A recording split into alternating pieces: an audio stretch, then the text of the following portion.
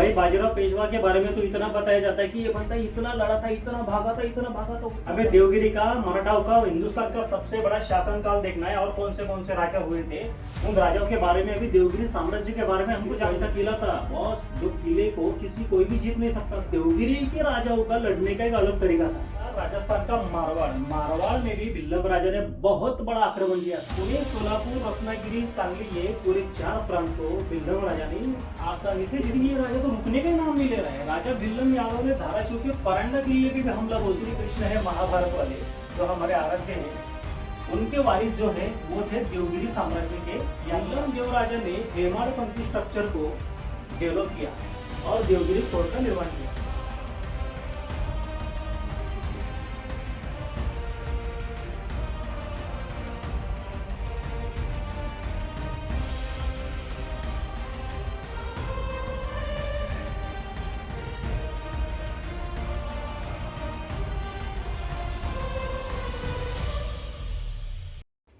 हमें देवगिरी का, मराठाओं का, हिंदुस्तान का सबसे बड़ा शासनकाल देखना है और कौन से राजा हुए थे उन राजाओं के बारे में। अभी देवगिरी साम्राज्य के बारे में हमको जान लेना है। देवगिरी फोर्ट के बारे में तो हम सब जानते हैं, लेकिन देवगिरी फोर्ट को किसने बनाया या फिर किसने उस फोर्ट को डेवलप किया था। देवगिरी तो ऐसा किला था बॉस, जो किले को कोई भी जीत नहीं सकता था। अगर देवगिरी को जीतना होगा तो देवगिरी में रहने वाले को फितूरी में लेके आओ, उनको खरीदो, तभी वो किला जीत सकते थे। ऐसा वो किला था। उस किले को किसने बनाया या फिर उस किले का काम पूरा किसने किया। यादव साम्राज्य के 5वें जो युवराज हुए थे उनका नाम था राजा भिल्लम देव यादव, जिन्होंने 1887 में देवगिरी किले का निर्माण किया था। ये जो है राजा भिल्लम देव 5वें, तो इन्होंने देवगिरी किले को बनाया। इस तरह से बनाया था बॉस किले को। आज भी अगर हम देवगिरी में चले जाएंगे, अगर अकेले घूमेंगे, अकेले को अगर घूम जाएंगे तो हमें रास्ता भी पता भी नहीं चलेगा। हम कब निकलेंगे कब नहीं निकलेंगे ये समझ भी नहीं आएगा। इतना खतरनाक किला राजा भिल्लम देव ने निर्माण करके रखा था।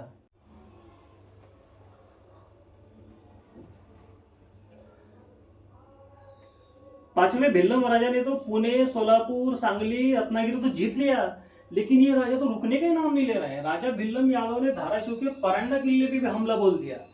परांडा का जो किला है राजा भिल्लम देव ने इसको भी अपने हाथ में ले लिया, इसको भी जीत लिया। पूरे हिंदुस्तान में चर्चा हो रही है, ये भिल्लम राजा तो रुकने का ही नाम नहीं ले रहा है। हम बोलते हैं ना, जो पूरा खौफ होता है, डर होता है, एज लाइक अ गैंगस्टर पूरे हिंदुस्तान का, ऐसा भी हमने कहा ना, तो भिल्लम राजा के लिए तो उचित रहेगा, क्योंकि भिल्लम राजा ने उनकी दहशत ही ऐसी निर्माण करके रखी थी, ऐसी दहशत ही पैदा करके रखी थी। सब उनको डरते ही थे और भिल्लम राजा जहां पे भी जाते थे उस प्रदेश को जीतते थे। वो जीतने के सिवा लौटते ही नहीं थे। इस तरह से भिल्लम राजा आगे बढ़ते ही जा रहे थे, रुकने का ही नाम नहीं ले रहे थे।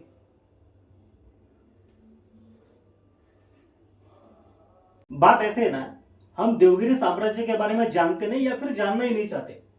देवगिरी साम्राज्य यानी यादव साम्राज्य नर्मदा से लेकर तुंगभद्रा नदी तक फैल चुका था। अभी आप देख सकते हैं कि ये जो नर्मदा नदी है, ये नर्मदा नदी और ये है तुंगभद्रा नदी। ये जो फासला है ये बहुत बड़ा फासला है। इतना आसान नहीं था ये पूरा एरिया को कवर करना, इस एरिया को जीतना, क्योंकि सामने भी बहुत बड़ी बड़ी सल्तनतें थी और बहुत पराक्रमी राजा भी थे। उन सबको टफ फाइट देके, उनके साथ बैटल करके ये पूरा एरिया अपने अंडर में लाना इतना भिल्लम देव के लिए इतना आसान नहीं था। लेकिन भिल्लम देव राजा ने यहाँ पे हमले किए और यहाँ तक देवगिरी का साम्राज्य प्रस्तावित कर दिया और बड़ा कर दिया। देखो भाई, हिंदुस्तान में तो बहुत ऐसे नमूने मिलते हैं कि जो खुद को भगवान श्री कृष्ण का वारिस बोलते हैं, लेकिन वो तो सही में शक और कुशान के वारिस है। हाँ, ये उनको भी पता है कि हम लोग शक और कुशान के वारिस है, लेकिन उनका नंगापन छुपाने के लिए उनको है ना श्री कृष्ण भगवान का सहारा लेना पड़ता है। चलो ठीक है, वो अलग बात है। यादव घराने के जो शिलालेख मिले थे उसमें साबित हुआ था कि जो भगवान श्री कृष्ण है महाभारत वाले, जो हमारे आराध्य है, उनके वारिस जो है वो थे देवगिरी साम्राज्य के यादव राजे, बराबर। अभी यादव घराने को, देवगिरी साम्राज्य को मैं मराठा साम्राज्य क्यों बोल रहा हूँ, क्योंकि ये जो थे ये मराठास थे। और इसका एक एविडेंस मिलता है कि छत्रपति शिवाजी महाराज के महासाहेब, जिजाऊ महासाहेब, इनके मायके का नाम था, सरनेम था जादवराव, जो यादवों के जादव हुए थे। और उनके जो प्रमुख थे उनका नाम था लखोजी राजे जादवराव, जो कि छत्रपति शिवाजी महाराज के दादाजी थे और जिजाबाई महासाहेब के पिताजी थे। इसलिए ये बहुत बड़ा मराठा साम्राज्य है जो भगवान श्री कृष्ण के वारिस में से आते हैं। अभी ये जो है ना, भगवान श्री कृष्ण के वारिस है, ये हम नहीं, भगवान श्री कृष्ण की ये वारिस है। इसे साइंस ने भी अभी अप्रूव कर लिया है, साइंटिफिकली ये प्रूव भी हो चुका है। जो शिलालेख है उसमें तो साफ साफ लिख के रखा है भगवान श्री कृष्ण और उनके वारिस यादव साम्राज्य, यानी यादव जो देवगिरी के यादव थे, बराबर। लेकिन भगवान श्री कृष्ण को अपना पूर्वज बोलने वाले जो शक और कुशान के वारिस है, उनके पास ऐसे शिलालेख होना बहुत जरूरी है, लेकिन उनके पास कुछ मिलेगा ही नहीं। क्यों नहीं मिलेगा? क्योंकि उनका कोई संबंध ही नहीं है।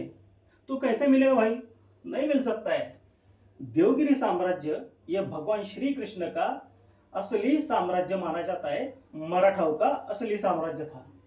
देवगिरी के राजाओं ने भाई हिंदुस्तान में इतना तहलका मचा दिया था, इतना तहलका मचा दिया था कि हिंदुस्तान का जो मध्य प्रदेश है और कर्नाटका, ये मध्य प्रदेश और कर्नाटका भी अभी इनके साम्राज्य में आ चुका था। इतना बड़ा तहलका मचा दिया था। अभी देवगिरी के राजाओं का लड़ने का एक अलग तरीका था। सामने वाले को अगर खौफ पैदा करना है तो क्या करना पड़ेगा? देवगिरी के जितने भी भिल्लम राजा हुए थे, वो राजा क्या करते थे, लड़ाई के टाइम पे उनका पहराव जो था वो बहुत खतरनाक था। उनको देखते ही सामने वाला डर जाता था। दूसरी बात, अगर वो जब लड़ाई करने के लिए निकलते थे ना, तो कम से कम 50 से 60 हजार तक उनके घोड़े होते थे और कम से कम 3 से 4 लाख की सेना लेके वो निकलते थे। हम बोलते क्या औरंगजेब की 7 लाख की सेना थी, औरंगजेब की इतनी सेना थी? अरे भाई, वो औरंगजेब कुछ नहीं, उसके उसके आगे तो देवगिरी का साम्राज्य था। भिल्लम देव राजा के साथ में तो 12 लाख की सेना रहती थी, ऐसा भी कहा जाता है। ऐसी भी स्टोरी आती है, लेकिन उसकी एविडेंस हमें देखना जरूरी है। लेकिन लाखों में सेना तो होती ही थी, और इतनी बड़ी सेना होती थी, इस सेना को देखते ही सामने वाले उनके शस्त्र नीचे डाल देते थे। इतना खतरनाक उनका लड़ने का तरीका था। देवगिरी साम्राज्य उत्तर कर्नाटक और मध्य प्रदेश में भी अभी शामिल हो गया था। शामिल हो गया नहीं तो भिल्लम राजा ने ये दोनों प्रांत को देवगिरी साम्राज्य में शामिल कर लिया। देवगिरी के यादव राजाओं का लड़ना, लड़ाई करना और सामने वाले पे अपनी हुकूमत चलाना, ये तो था।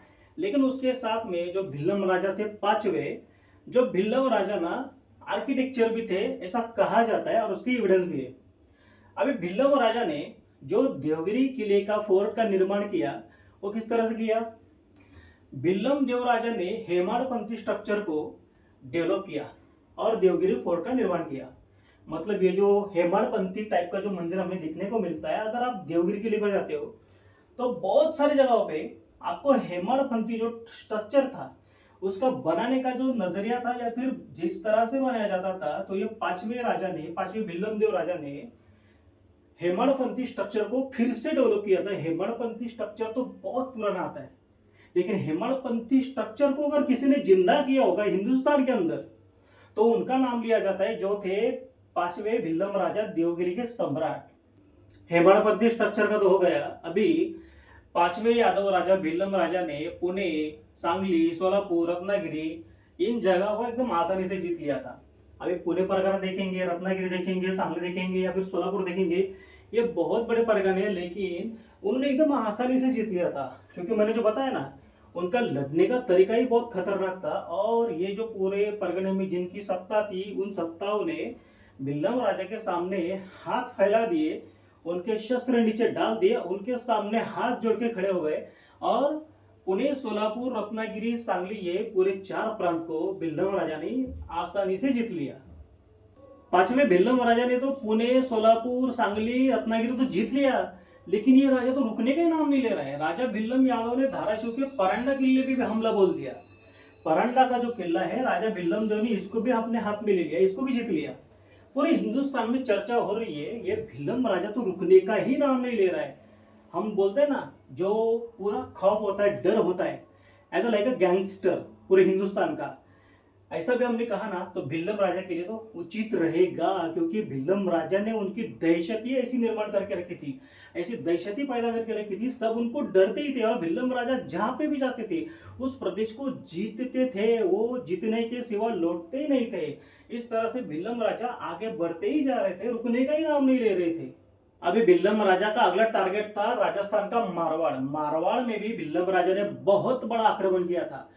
जब भिल्लम राजा मारवाड़ में पहुंचते हैं तो मारवाड़ के गली गली में एक ही शोर था कि भिल्लम राजा आ रहा है, जहां पे छुप सकते हो उधर छुप जाओ। भिल्लम राजा ने इतना जबरदस्त खौफ यहाँ पे भी पैदा करके रखा था। भिल्लम राजा ने मारवाड़ का प्रांत तो काबिज कर लिया, उसके बाद में मारवा में चले गए थे। मारवा प्रांत को भी भिल्लम राजा ने अपने अधीन कर लिया था। मतलब अब भिल्लम राजा ने सीधे राजस्थान के मारवाड़ में हमला बोल दिया।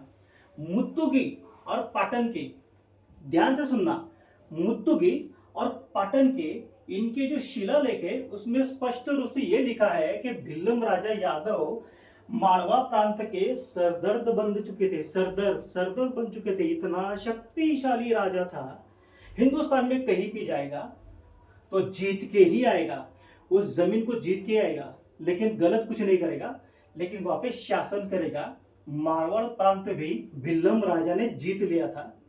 ये एक सही बात है और एक बहुत बड़ा इतिहास हो चुका है भिल्लम राजा का। हमने भिल्लम राजा के बारे में जाना ही नहीं, हमने भिल्लम राजा के बारे में जानना नहीं चाहा। लेकिन जब हम भिल्लम राजा के बारे में, देवगिरी साम्राज्य के बारे में जब पढ़ते हैं ना, तो हमें पता चलता है कि ये मराठाओं का कितना बड़ा साम्राज्य उस दौर में था। ये साम्राज्य था 12वीं सदी में, ये साम्राज्य 12वीं सदी में हो चुका था, इतना बड़ा ये साम्राज्य था। भिल्लम राजा ने अपने साम्राज्य को बढ़ाने के लिए बहुत सारे बैटल किए, बहुत सारी जगहों पे हमले किए, बहुत सारी जगह जीत ली। मतलब गोदावरी से लेके तुंगभद्रा नदी तक भिल्लम राजा का साम्राज्य बढ़ चुका था, देवगिरी का साम्राज्य बढ़ चुका था। लेकिन बाद में क्या है ना, एक वक्त आता है, हर एक राजा का वक्त आता है, एक आदमी का वक्त आता है, उसका वक्त आए तो उसको जाना पड़ता है, दुनिया को छोड़ के जाना पड़ता है। होयसड़ साम्राज्य के जो राजा थे वीर बल्लाळ, उनके साथ में राजा भिल्लम देवराय का युद्ध हुआ था। यह युद्ध भिल्लम देव का आखिरी युद्ध साबित हुआ। उसके बाद में उनकी मृत्यु हो जाती है। मतलब भिल्लम राजा ने जिंदगी भर इतनी लड़ाई की, हिंदुस्तान को काबिज करने का सपना था, पूरा हिंदुस्तान अपने अंडर में लेने का सपना था, लेकिन प्रकृति ने उनको साथ नहीं दिया। और जो होयसाड़ के जो साम्राज्य के राजा थे वीर बल्लाळ, उनके साथ में वो युद्ध हुआ था। उस युद्ध के बाद में राजा भिल्लम देवराय को मृत्यु से करना पड़ा, क्योंकि वक्त आ चुका था। इतने भाग दौड़, इतना भागते थे, इतना निकलते थे, उसमें भिल्लम देवराय बहुत थक चुके थे, बहुत ज्यादा थक चुके थे। उनका शरीर उनको साथ नहीं दे रहा था। आखिर में होयसाड़ के वीर बल्लाळ के साथ उनका लड़ाई होने के बाद में उनका मृत्यु हो गया। और देवगिरी साम्राज्य का जो एक अध्याय था, वो एक अध्याय का चैप्टर ही क्लोज हो गया। भाई बाजीराव पेशवा के बारे में तो इतना बताया जाता है कि ये बंदा इतना लड़ा था, इतना भागा था, उतना भागा था। हाँ सही है, बहुत भागा था, बाजीराव पेशवा ने बहुत लड़ाई की। लेकिन उसके पहले राजा भिल्लम देव जो 5वें हो गए थे देवगिरी साम्राज्य के, उन्होंने जो साम्राज्य विस्तार किया, देवगिरी फोर्ट का निर्माण किया।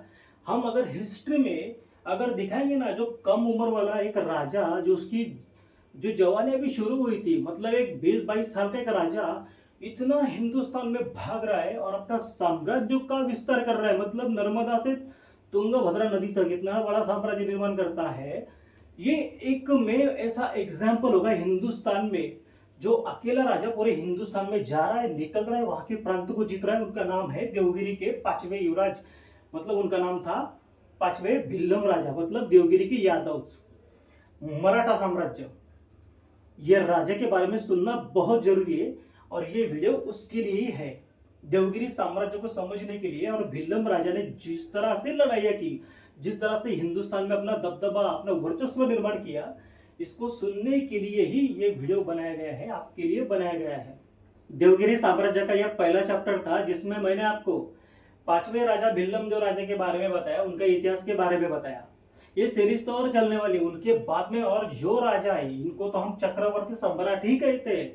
इनके बाद में भी जो उनके राजा है, इनके बेटे आए, इनके वारिस आए, उन्होंने देवगिरी साम्राज्य को आगे कैसे चलाया, ये हमें देखना है। तो आप कमेंट करके बताइए, आपको यूट्यूब पे और इंस्टाग्राम पे देखने को मिलने वाला है अगला सीरीज, मतलब अगला चैप्टर देखने को मिलने वाला है। तो आप कमेंट करिए, आप अपने राय बताएं, और आपको और क्या क्या जानना है, या फिर देवगिरी साम्राज्य के बारे में आपकी क्या राय है, हमें कमेंट करके जरूर बताएं। क्योंकि आप जब कमेंट करेंगे तो मुझे पता चलेगा मुझे आगे और क्या लेना है, और देवगिरी साम्राज्य कैसे स्टैब्लिश हुआ और कैसे बढ़ा था, किसने किसने उसको बढ़ाया, ये भी मैं आपको बोल सकता हूँ।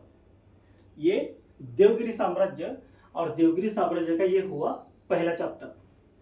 जय शिवराय, जय भवानी।